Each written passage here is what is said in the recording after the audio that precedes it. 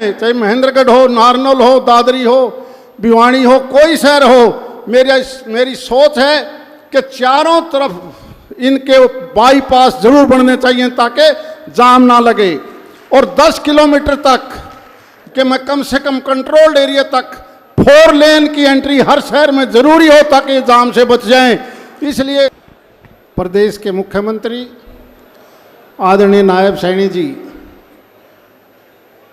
बहुत ही मान और सम्मान के योग माननीय रामविलास शर्मा जी, स्टेज पर नांगो चौधरी से नहीं बल्कि प्रदेश के सिंचाई मंत्री डॉक्टर अभय सिंह यादव जी, भाई ओम प्रकाश जी पूर्व मंत्री, माननीय सीताराम जी विधायक कटेली, बहन संतोष जी, स्टेज के ऊपर बैठे सभी पदाधिकारी, अलग अलग संगठनों से आए हुए सभी महानुभाव और यहाँ पर इस सब्जी मंडी में सभी गांव से आए हुए सभी सम्मानित बुजुर्गों, माताओं, बहनों और बच्चों,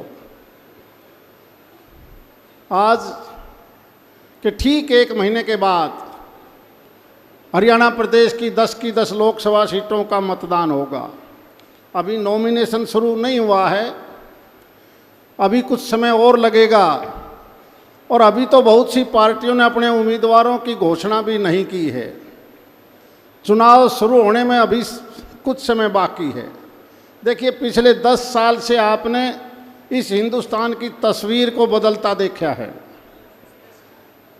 बड़े दुख की बात है कि 1947 के बाद आज़ाद हुआ चाइना हमारे से आगे निकल गया। इस 70 साल में हमने काम तो बहुत किया, लेकिन चाइना के मुकाबले में हम विकसित देशों की श्रेणी में नहीं आ पाए।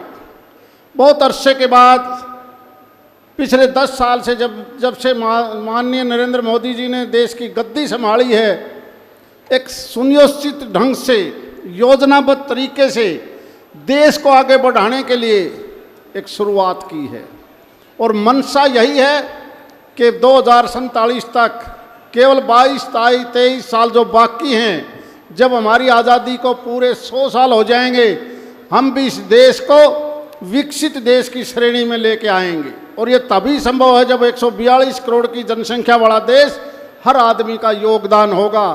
आपको याद होगा, आज से 10 साल पहले सरकार बनने के बाद सबसे पहले प्रधानमंत्री जी ने नोटबंदी करी और उस वक्त लोग तरह तरह की बात करते थे। नोटबंदी के बाद पता चला कि किसके पास काला धन है। उसके बाद जीएसटी लागू करी और जीएसटी का भी बहुत विरोधी दलों ने विरोध भी जताया, लेकिन आप हैरान रहोगे इनका असर कितना पड़ा देश के बजट पर। जिस देश का बजट कांग्रेस की सरकार में इसी प्रकार का टैक्स हर व्यक्ति पर पहले लगता था, आज भी वही लगता है, लेकिन तब पैसा इकट्ठा होता था 1 साल में 18 लाख करोड़ रुपया। आज वही टैक्स के तौर पर आप लोगों के पास आ जाता है 49 लाख करोड़ रुपया। जो टैक्स की चोरी करते थे, जो रिफंड लेके जाते थे, बड़ा अच्छा तरीका निकाल रखा था उन्होंने। एक्सपोर्ट करते लोहे के नाम पर, खाद्यान्न पदार्थ के नाम पर, दवाइयों के नाम पर, और भेजते थे बाठे, रोड़े, समुद्री जहाज के मार्फत, और रिटर्न में पैसा ले लेते हजारों करोड़ रुपया रिफंड के नाम पर। आज किसी की औकात नहीं बची। इसीलिए देश की विरोधी पार्टियां डरी हुई हैं और एक ही बात कहते हैं कि कुछ भी करो, इसे मोदी ना हटा दो, मोदी ने ना बनाओ। लेकिन मोदी जी वो आपका 31 लाख करोड़ सालाना जो दूसरे की जेब में जाता था, उसको एक एक पैसे को लाकर आप इस जनता की भलाई के ऊपर लगाने लग रहे हैं।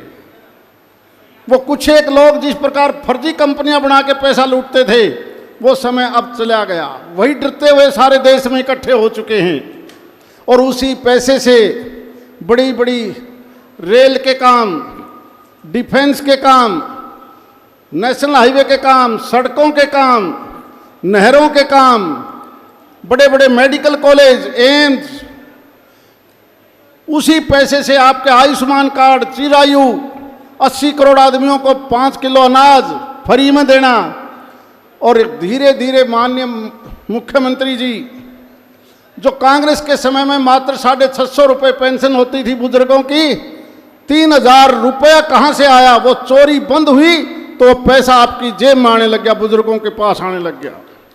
इसी विकसित भारत का मतलब है कि धीरे धीरे, जैसे अब 70 साल की उम्र से ज़्यादा का आदमी आयुष्मान कार्ड बनाएगा, उसके बाद 100% आबादी 142 करोड़ को 2047 तक पूरी तरह से सरकार अपने खर्चे के ऊपर इंश्योर्ड के तौर तरीके पर, ताकि किसी मरीज का पैसा ना लगे, तब तक हमारे ये मेडिकल कॉलेज, एम्स सारे देश में पूर्ण रूप से जब इनका काम पूरा हो जाएगा तो हम भी विकसित देश की श्रेणी में आ जाएंगे। ये हमारा फौजियों का इलाका है। देखिए, मोदी जी के बनने से पहले किस प्रकार से जम्मू कश्मीर में, लेह लद्दाख में, नॉर्थ ईस्ट में चाइना के कैंप लगे हुए थे, उनके बेस थे, और हम जब वहाँ पहुँचते 15 दिन लग जाता था हमारे फौजियों को। और आप वहाँ नेशनल हाईवे देखो, 4 लेन बॉर्डर बना दी, उनसे पहले हम जाके पहुँच जाते हैं। इसलिए आज इस देश की जनता चाहती है कि तीसरी बार, केवल तीसरी बार नहीं, 2047 तक जब ये सरकार आगे चलेगी तो हम बड़ी तेजी से दुनिया के विकसित देशों से भी आगे निकल जाएंगे। ये चुनाव बहुत महत्वपूर्ण चुनाव है, दुनिया की नज़र लगी हुई है। जब कभी भी मिली जुली सरकार देश में होती है, देश विकास नहीं करता, देश डूब जाता है।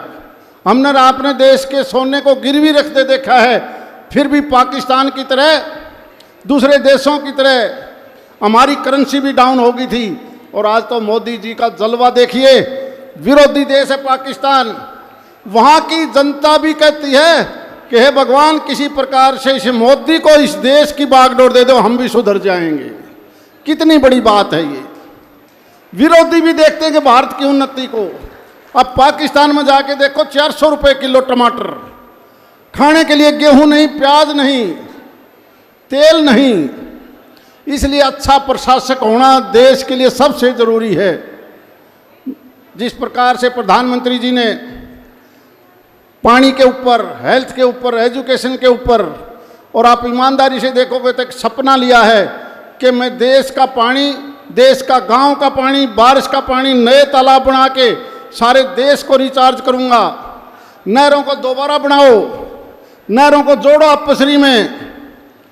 इसके साथ साथ कुछ एक ऐसी बातें भी हैं जो मैं माननीय मुख्यमंत्री जी को कहना चाहता हूं, क्योंकि माननीय मुख्यमंत्री जी गांव से निकले हैं, हर चीज़ को पता है, हर चीज़ का। जो आदमी गांव में पैदा है, खेती करता है, उसको हर चीज़ का ज्ञान होता है। क्योंकि हम भी पिछले 5 साल जब इकट्ठे रहे तो बहुत चर्चाएं होती थी इनके दिमाग में जो सपना है। और हमारे साथ मिलकर पूर्व मुख्यमंत्री से भी जब कई बातों पर चर्चा होती थी, खासकर जैसे पंचायतों के कुछ पोर्टल, कुछ चीज़ें ऐसी अटकी हुई हैं, माननीय मुख्यमंत्री जी ने कहा है कि आचार संहिता के बाद ये सारा चीज़ एक कलम से मैं ठीक करके दिखा दूंगा। इसी प्रकार ये PID, जहाँ कहीं ना कहीं गड़बड़ है, मुख्यमंत्री जी को एक एक चीज़ का पता है। केवल यही नहीं, बहुत से गांव हमारे इस इलाके में हैं। मैं मुख्यमंत्री जी को बधाई देता हूं जिन्होंने इस लोकसभा क्षेत्र को नहरी पानी, पीने का पानी का महकमा, सड़कों का महकमा, वित्त मंत्रालय का महकमा इसी क्षेत्र को दिया है। और उसके बाद बहुत से ऐसे गांव जहां पीने के पानी की कमी है, चाहे शाना है, न्योताना है, सतनाली का गांव के एरिया है, चाहे नांगल चौधरी के गांव हैं, बहुत से गांव ऐसे हैं जहां अब तक हम नहरी पानी नहीं दे पाते। मुझे विश्वास है कि अभय सिंह जी माननीय मुख्यमंत्री जी से ये आने वाले जो 6 महीने हैं इसमें इन कामों को कंप्लीट पूरा करवाएंगे, क्योंकि हमारा ये इलाका दक्षिण हरियाणा है जहां पीने के पानी सबसे ज़्यादा मुश्किल है। इसी प्रकार से माननीय मुख्यमंत्री जी कुछ चीज़ें आपको हमने पहले भी नोटिस में ले आए थे, चाहे वो नंबरदार एसोसिएशन का मामला हो।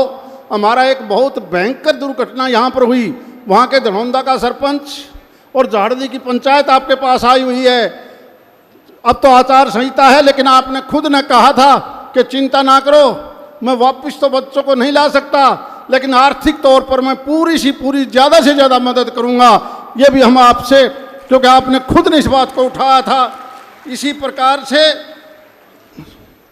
कुछ एक चीज़ें ऐसी जो हम यहाँ नहीं करना चाहते, लेकिन आपके नोटिस में हम लेके आए थे। जो जेबीटी का मैटर है, सारे देश में वो क्लासेस लगती हैं, लेकिन हमारे प्रदेश के किसी प्रकार से बंद हैं। और इसके बाद मैं उम्मीद करता हूँ, आपकी के काम को मैं जानता हूँ, देखता हूँ, आप गरीब से गरीब जो आखिरी दर्जे के ऊपर आदमी रहता है, उस समस्याओं का ज़्यादा समाधान करना चाहते हो। मैं उस बात के लिए भी बधाई देता हूँ जिसमें आपने एक दिन फैसला लिया था कि जब कभी भी सरकार अपने हाथ में आएगी, प्रदेश के जितने भी शहर हैं, चाहे महेंद्रगढ़ हो, नारनौल हो, दादरी हो, भिवानी हो, कोई शहर हो, मेरी सोच है कि चारों तरफ इनके बाईपास जरूर बनने चाहिए ताकि जाम ना लगे।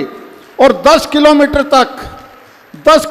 तक जो भी सड़क, जो खासकर कंट्रोल्ड एरिया होता है टाउन कंट्री प्लानिंग की तरफ से, आपकी अपनी सोच है कि मैं कम से कम कंट्रोल्ड एरिया तक 4 लेन की एंट्री हर शहर में जरूरी हो ताकि जाम से बच जाएं। इसलिए चुनाव में अपने वोट मांगता हुआ भी आपसे प्रार्थना करता हूं, जिस प्रकार की नेचर आपकी है, क्योंकि आप गांव में पैदा हुए हो और पैदा होने के बाद जितनी समस्याएं का ज्ञान आपको है, मैं उम्मीद करता हूं कि आचार संहिता के बाद एक कलम से ये सारे काम आप करके दिखाओगे। जय हिंद, धन्यवाद।